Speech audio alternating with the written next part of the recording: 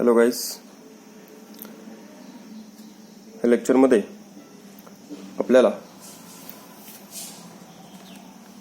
कोरेहाउस synthesis ही reaction बघायची आहे. By using this Corey House synthesis we can prepare symmetrical as well as asymmetrical alkanes. ह्याच्या अगोदर आपण Wurtz reaction बघितले. वुड्स रिएक्शन मध्ये ज्यावेळी आपण अल्किल हॅलाइडची रिएक्शन सोडियम बरोबर करणार आहे त्यावेळी आपल्याला even number of carbon atoms containing alkanes किंवा आपण त्याला म्हणू सिमेट्रिकल अल्केन्स मॅक्सिममली आपण प्रिपेअर करू शकत होतो. पण वुड्स रिएक्शन मध्ये ऑड नंबरचे अल्केन्स किंवा सिमेट्रिक अल्केन्स आपण प्रिपेअर करू शकत नव्हतो. ही वुड्स रिएक्शनचं एक कंडिशन होती किंवा ही वुड्स रिएक्शनचं एक लिमिटेशन होतं. हे लिमिटेशन क्लिअर केलंय कोरेहाउस सिंथेसिस. हे कोरेहाउस सिंथेसिसनं by using this reaction we can prepare odd number of alkanes as well as symmetric or asymmetric alkane we can also prepare. Corey House synthesis reaction वापरून आपण odd नंबरचे alkane किंवा सगळ्या कोणत्याही पद्धतीचे आपण अल्केन्स तयार करू शकतो. This Corey House synthesis reaction is mainly two step reaction. This reaction it is a two step reaction. In first step, alkyl halide treated with lithium metal and solvated in dry ether. तर dry ether जो आहे तो dry ether हा used as a solvent म्हणून use केलेला आहे. In presence of ether dry ether म्हणून आपण ड्राय इथर वापरायचा आहे. By using dry ether then alkyl halide get converted into alkyl lithium compound. Okay, मग आपल्याला सिंपली काय करायचं आहे फर्स्ट स्टेपमध्ये. ह्या फर्स्ट स्टेपमध्ये आपल्याला अल्किल हॅलाइडची रिएक्शन करायची आहे. This alkyl halide is reacted with lithium. Okay, लिथियमचे इथे 2 मॉलिक्युल्स घ्यावे लागते इन प्रेझेन्स ऑफ ड्राय इथर सांगितलं त्या पद्धतीनं हा सॉल्वंट म्हणून यूज होतो. Then this lithium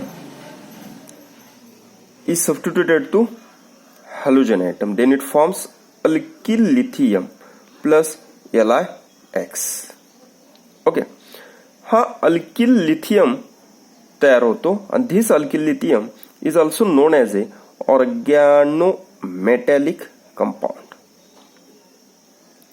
this alkyl lithium is known as a organometallic compound. Okay, मग आता जनरली हा जो ऑर्गॅनोमेटॅलिक कंपाऊंड आहे हा फर्स्ट स्टेप मध्ये तयार झालेला आहे. दिस is a first step.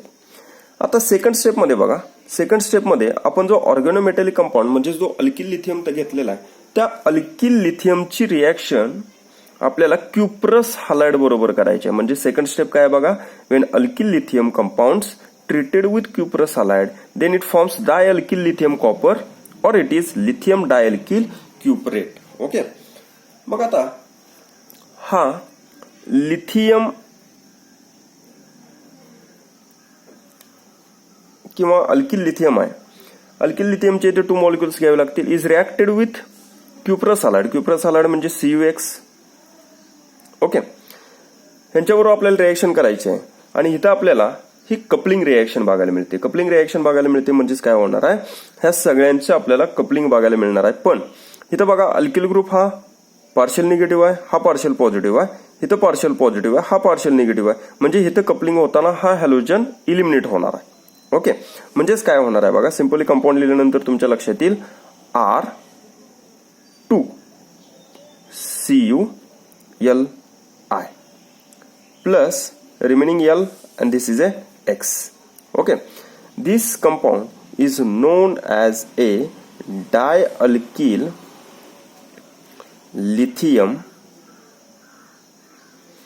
copper or lithium dialkyl cuprate, and this reagent is also known as a Gilman's reagent. Okay, हा जो गिलमन रिएजंट आहे, हा Gilman reagent by using this two step we can prepare. आता ह्या गिलमन reagent मध्ये आपण जर बघितलं तर RCuR याला आहे. गिलमन रिएजंट हा लिथियम आहे तो पॉझिटिव्ह चार्ज दाखवतो. त्याचबरोबर हा alkyl group negative charge, this alkyl group is also negative charge.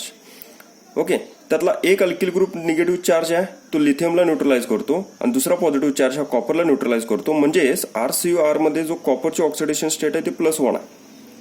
Okay, मग आता ह्या गिलमन रिएजंट बरोबर आपल्याला अल्किल हॅलाइडची रिएक्शन करायची आणि अल्किल तयार करायचा. Okay, this two step is used for the preparation of Gilman's reagent. Okay, by using this Gilman reagent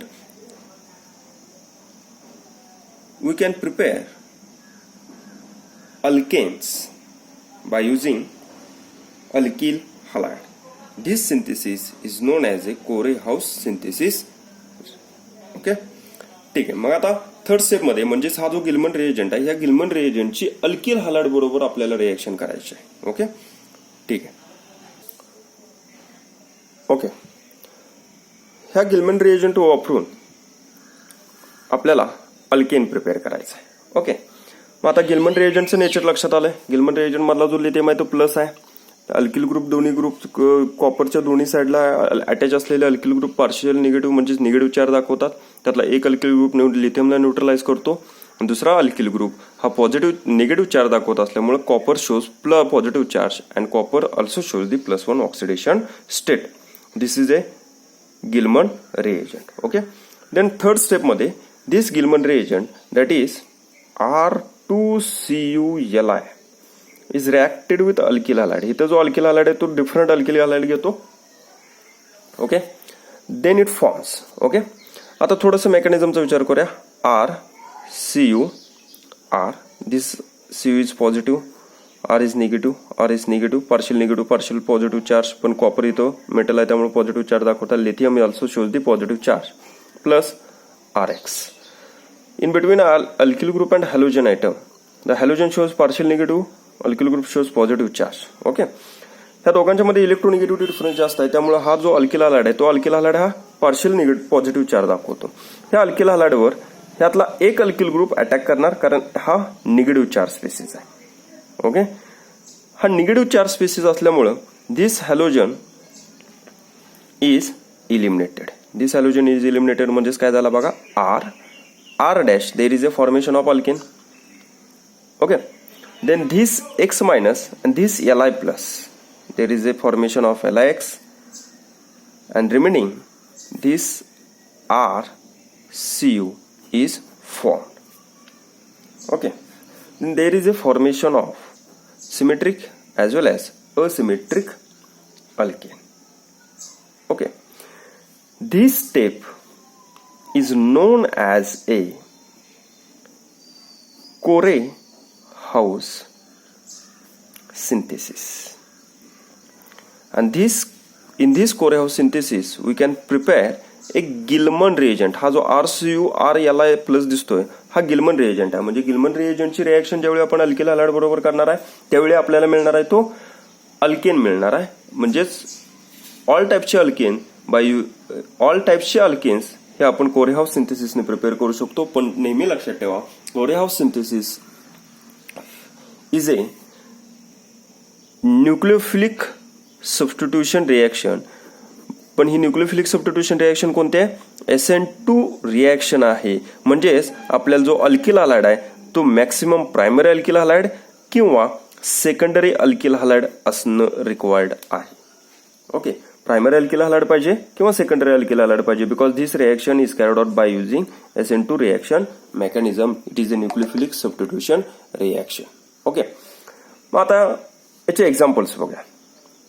ठीक आहे, एक्झाम्पल मध्ये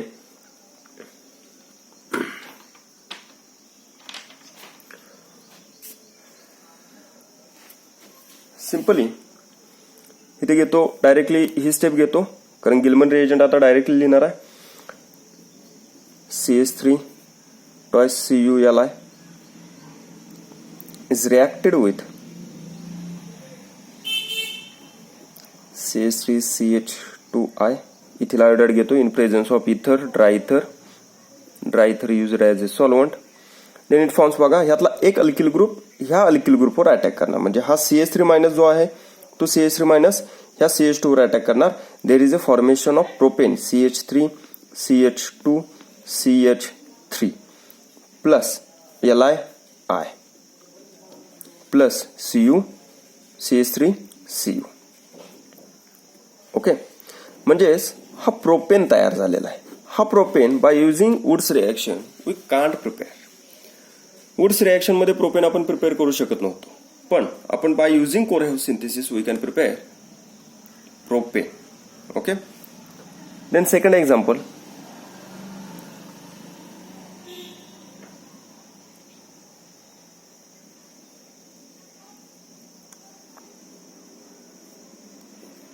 CH3CH2 twice CuLi. This is a lithium diethyl cuprate or diethyl lithium copper is reacted with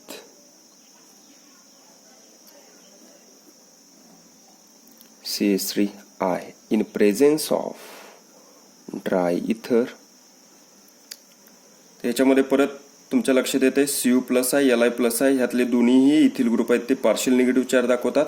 त्यातला एक ethyl group ह्या alkyl ग्रुपवर attack करेल, कारण ह्या दोघांच्या मध्ये इलेक्ट्रोनिगेटिव्हिटी डिफरन्स आहे. Due to this electronegativity difference this alkyl group this methyl group shows the partial positive charge, this iodide group shows the partial negative charge. Then it forms CH3, हा ethyl group लिहितो CH2 and then CH3.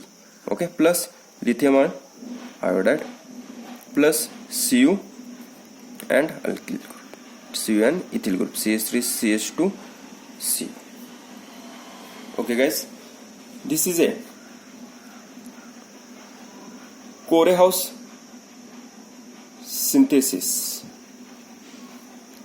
reaction. By using this reaction we can prepare all types of alkenes. Okay guys, thank you.